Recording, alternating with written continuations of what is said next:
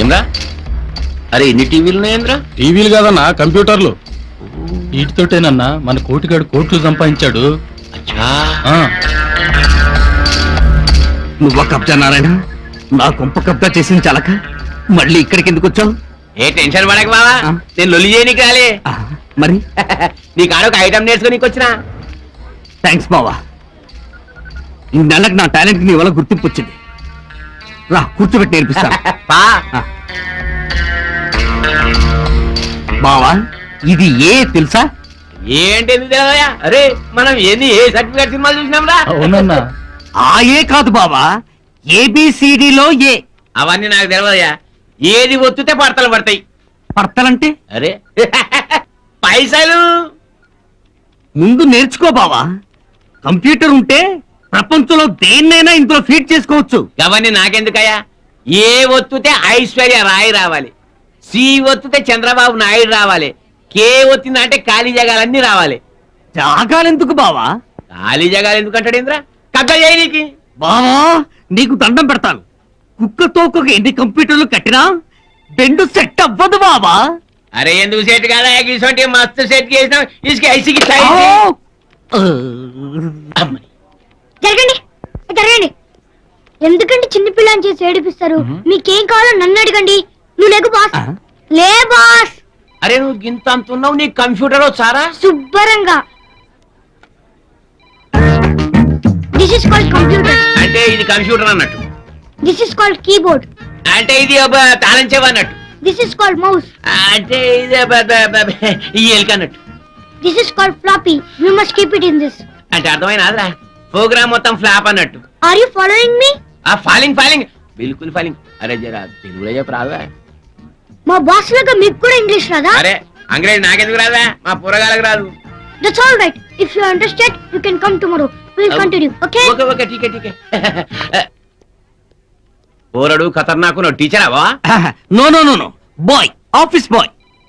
Office బాయా?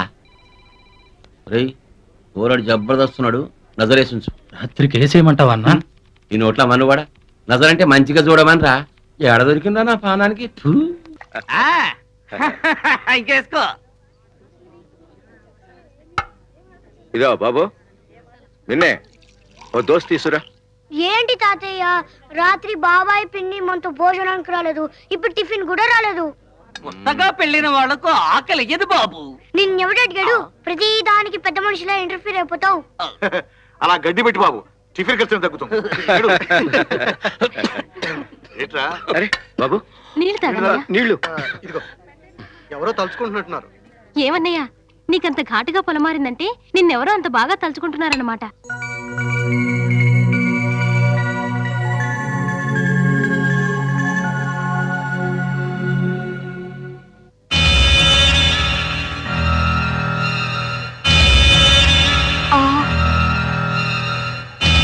Narayana, Satyanarayana, ఏమైందిరా?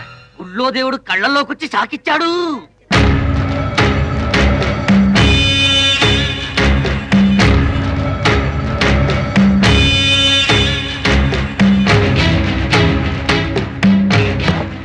అరే ఏంటిది అడ్డంగా కూర్చుంటావు? వాస్తు ప్రకారం టిఫిన్ చేద్దామని. ప్లేట్ పూరి పట్రా. వాస్తాని బొంద, టిఫిన్ చేయడానికి కూడా వాస్తేనా? అవును, వాస్తు ప్రకారం తూర్పు వైపు కూర్చుని టిఫిన్ చేయమని మా బామ్మ చెప్పింది. అయ్యో అంకుల్, మీరు కూర్చున్న తూర్పు వైపు కాదు, పడమర వైపు. కావాలంటే చూడండి, సూర్యుడు పడమరకు వస్తున్నాడు. I know it. సూర్యుడు ఎటువైపు ఉంటే అటే తూర్పని మా బామ్మ చెప్పింది.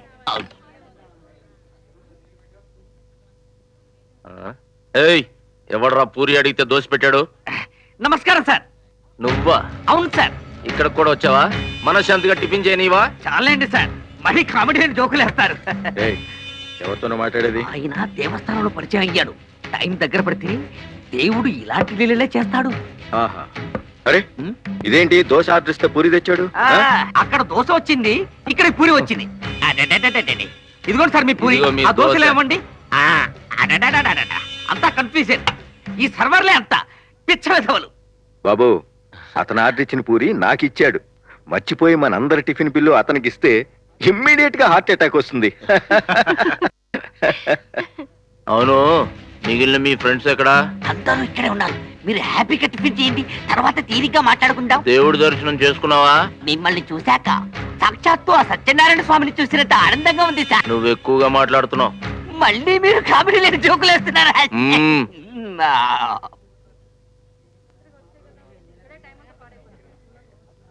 అంకుల్ అంకుల్ వాష్ బేసిన్ ఇటువైపు ఉంది. ఈ వైపా? నానొచ్చాయి. తాలిలా.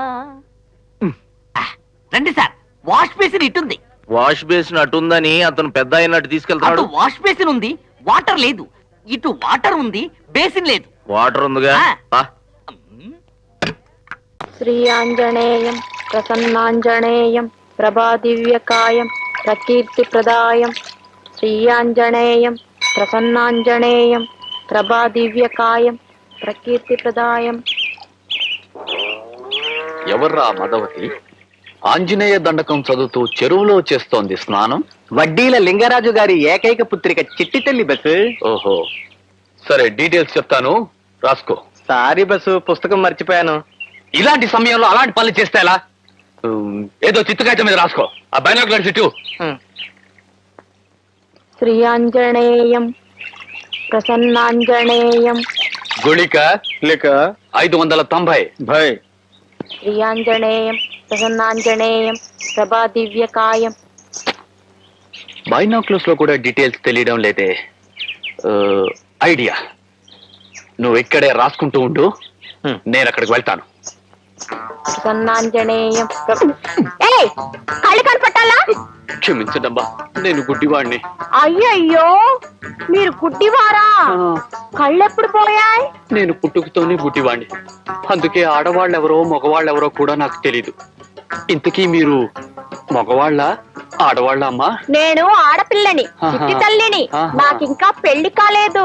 అలాగా, మీ బట్టలు తడిచిపోయినట్టున్నాయి, మార్చుకోండమ్మా. పొడి బట్టలు తెచ్చుకోలేదుగా, ఈ తడి బట్టలు పిండుకొని ఆంజనేయ స్వామి గుడి చుట్టూ తిరగాలి. అయితే పిండుకోండమ్మా. అలాగే.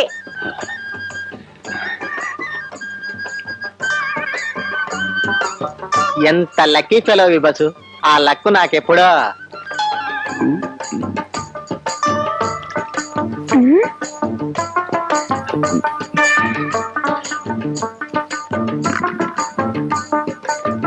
₹2 నోట్ పడిపోయింది, తీసుకోండమ్మా.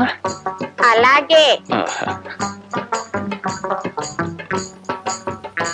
ఏమండి గుడ్డివాడు గారు, మీరు నిజంగా గుడ్డివారేనా? ఎవరమ్మా? ఎక్కడి నుంచి? నేను నిజంగానే గుడ్డివాడినమ్మా. మీరు నిజంగా గుడ్డివారైతే నోటు కింద పడిందని మీకెలా తెలిసింది? అవునండి, మీకెలా కనిపించింది? దొరికిపోయావు బస్సు. అది అది మేం గుడ్డివాడం కదండి, కళ్ళు కనిపించకపోయినా చెవులు బాగా వినిపిస్తాయి. చీవ చిటుక్కుమంటే చాలు ఆ సౌండ్ కూడా వినిపిస్తుంది. అందుకని ఆ నోటు పడిన శబ్దం విని చెప్పాను. చూసావా మరి? నువ్వు పిచ్చుకు ఇవి ఉండవే. మీరు నిజంగా గుడ్డివారంటే నాకెందుకో నమ్మకం కలగడం లేదండి. మీకు ఎలా నమ్మకం కలిగించమంటారమ్మా? అటు చూడండి, ఆ చెరువు మధ్యనున్న మండపం మీకు కనిపిస్తోందా? కనిపిస్తుంది. చూసారా, మీకు కళ్ళున్నాయి కాబట్టి ఆ మండపం మీకు కనిపిస్తోంది.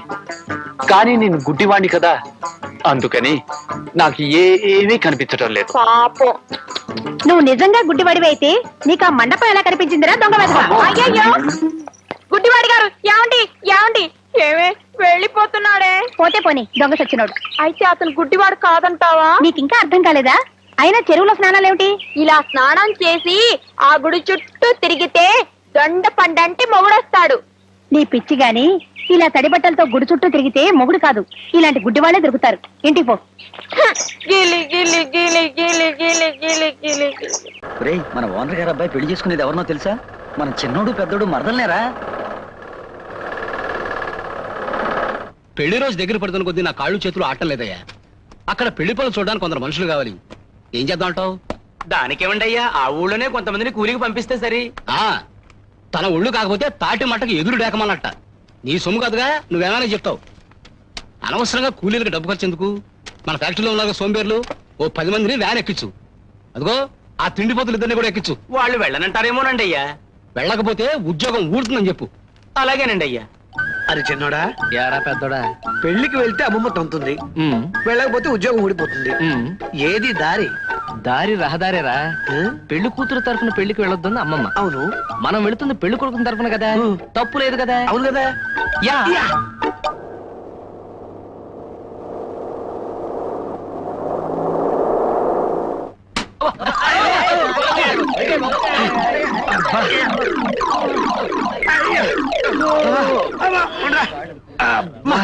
వంద మైలు బుట్ట బస్సులో వచ్చేసరికి ఒళ్ళు వాచిపోయింది. ఆ వాచిపడం సరేరా, మంచి తిండి దొరక ముందు మొహం వాచిపోయింది. జానమిత్రుల బస్సు, అందులో 25 మందిని వంట బస్తాలు కుక్కిలు కుక్కాడు.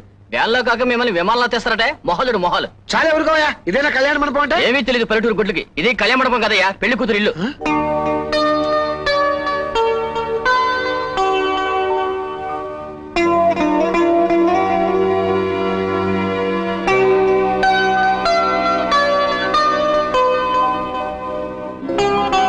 ఎర్ర చిన్నోడా, ఆ ఇంత పెద్ద బంగళాలో సుఖంగా పెరిగిన కవితను తీసుకొచ్చి మన జారెడు కొంపలో పడేయాలనుకోవడం అన్యాయం కదరా. యా, ఇదంతా ముసల్దాన్ ఆలోచన, బుద్ధి లేని ఆలోచన. కరెక్ట్. రేయ్, కళ్యాణ మండపంలో సామాన్లు దించాలి, అక్కడ దారిట కనుకురండి. మాయా అత్తయ్య మాయా అత్తయ్య మాయా